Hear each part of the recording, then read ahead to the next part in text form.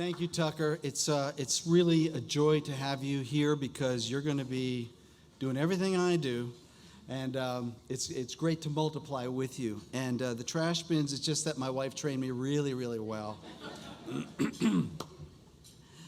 Thank you all for being here. We are celebrating God's faithfulness and the work that God has done in the lives of ministry leaders. And we've also come together to thank you so much for your faithful support and your encouragement and your friendship that you have given over the years. It's hard for me to believe it's 14 years. Who was here for their first banquet? Come on, don't be shy. All right, a few people. I'm really in awe of God's faithfulness. And as you hear some of the stories tonight, I think you'll agree with me that God is the one who's faithful to us.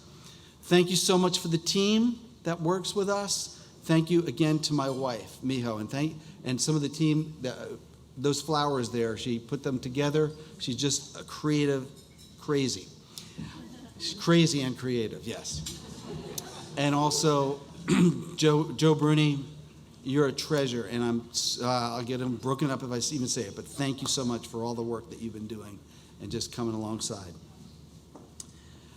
I'm really excited that Pastor Scott Sauls is here, and he's going to be delivering the keynote, which is great because I usually do it, and I'd rather not.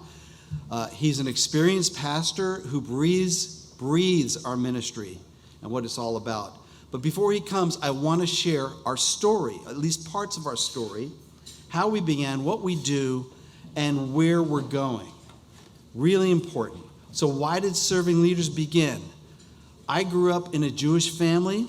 I had a dramatic conversion in my teen years when God revealed himself to me after I said, God, show me who you are. And he did. A number of pastors came alongside me, loved me, discipled me, poured their lives into me to help me grow my faith and deepen in my faith. But over the years then, I watched those very same people start to struggle to address problems in their lives and not have anybody to turn to for help. Some had marital issues, some had affairs, some were depressed and anxious, some committed suicide. My best friend and mentor and guy who was most influential in my life as a pastor developed a crack cocaine addiction and died. So long before this ever existed, I asked some sobering questions. Who serves those who serve? Who shepherds the hearts of shepherds?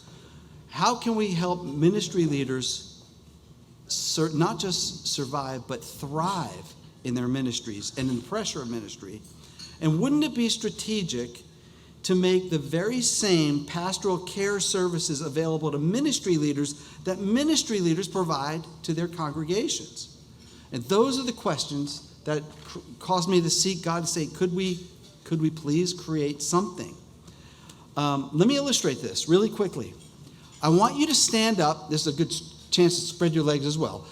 I want you to stand up if you have grown in your faith as the result of some pastor who's poured into your life. Just stand up. Almost everybody, stand up or stay standing if you grew in intimacy with Christ as a result of preaching or personal example of a ministry leader. If you felt cared for or encouraged by godly counsel from a pastor, right? Nobody's sitting down, right? If you learn to share your faith, right? If you look around, it proves we've all been impacted by ministry leaders. And thank you, the people who are here or in ministry, thank you for your sacrificial life and what you've given. And this around here is the positive ripple effect that occurs when ministry leaders are in a healthy place and can effectively engage in ministry, teaching and preaching and counseling and doing everything else like emptying garbage and everything else that they do. Janitor, right? Music director, everything that's taken place and that they do. But now I'm going to ask you to sit down if you've been in a church where a significant number of people were unhappy with the pastor's performance. Oh my. I don't even need to go through the list. I was going to ask you, sit down if you know of a pastor who experienced depression or anxiety. Sit down if you've known a pastor who's clearly burned out. Sit down if they've been forced to resign as a result of relational conflict or immoral conduct. Look around now.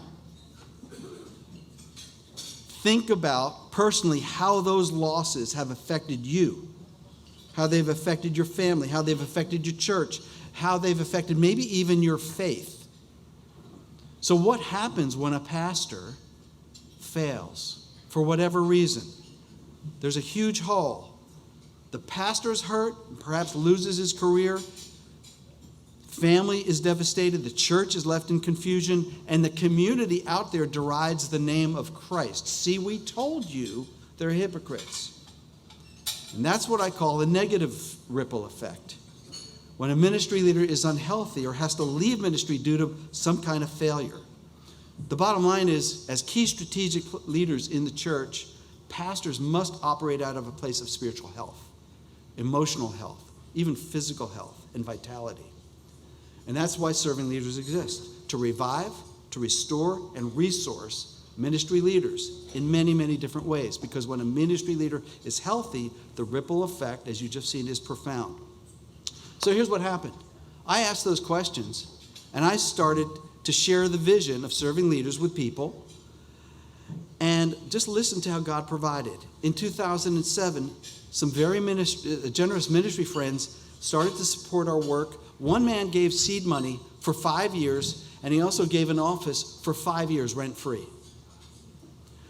Others, over time, began to sign up and do monthly support. And in 2009, as a result of dependable, committed funding, that allowed me to hire Cindy Bergmeyer. And I can't tell you, as we've just seen, what a gift she has been. Because you know what? I can do some things, but there's a whole lot of things that she can do that I can't do. And then we started growing by the grace of God. We began to add other counselors slowly over time. And there's a timeline up here that you can't really read that, but many things happened over time. And flash forward to 2017, another generous ministry friend said, I don't want you to be saddled with a mortgage. And he decided to purchase our office for us. And he just texted me, he said, here's what happened, Dave.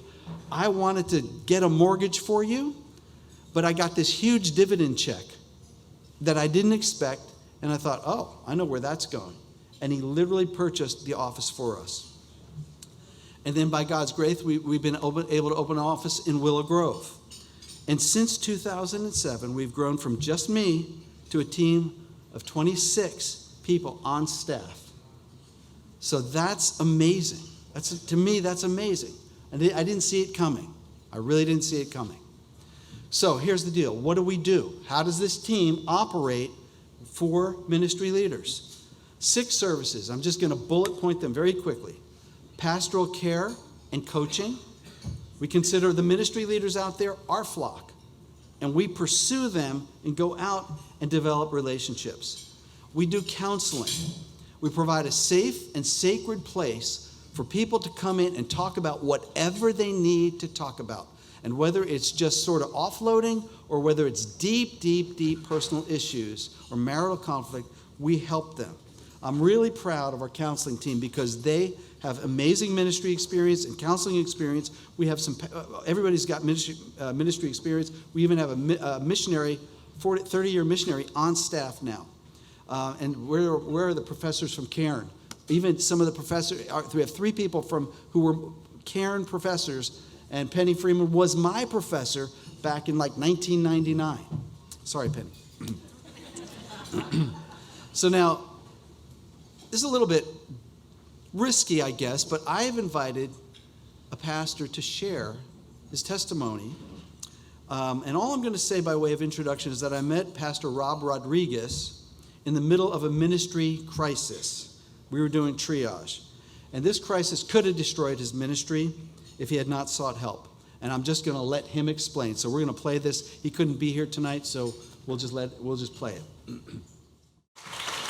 So I'm so proud of him because he persevered. He did not flame out. He got the help he needed. And he honestly dealt with some of the issues. He was not guiltless in this, but he dealt with his issues. But did you hear how many people were baptized recently? So this is the question that really drives me. How many people will come to the Lord and experience heart transformation over time as a result of Rob's ongoing ministry, as opposed to him staying at the car dealership or doing something else, right? It's through eternity, the ripple effect keeps going. So thousands of people may hear the gospel as a result of what Rob has done in terms of staying in ministry. One of the ways your financial support helps us is to provide counseling for scholarship. All right, so that's some of the services we do. Let me just bullet point a few others. We do consulting and training. We do mediations, and this is part of my favorite thing. That is a picture of two pastors who had a deep, deep split in their congregation, and after only 3 mediation sessions, I asked them, could I take your picture? Because that's what happened at the end of that. They mended the relationship. We've done about 25 mediations in the past few years, all kinds of mediations. So very rewarding to see that kind of thing happen. Because you know the damage, the relational damage that takes place when there are splits and when there are deep hurts. People need to work through them and not abandon each other.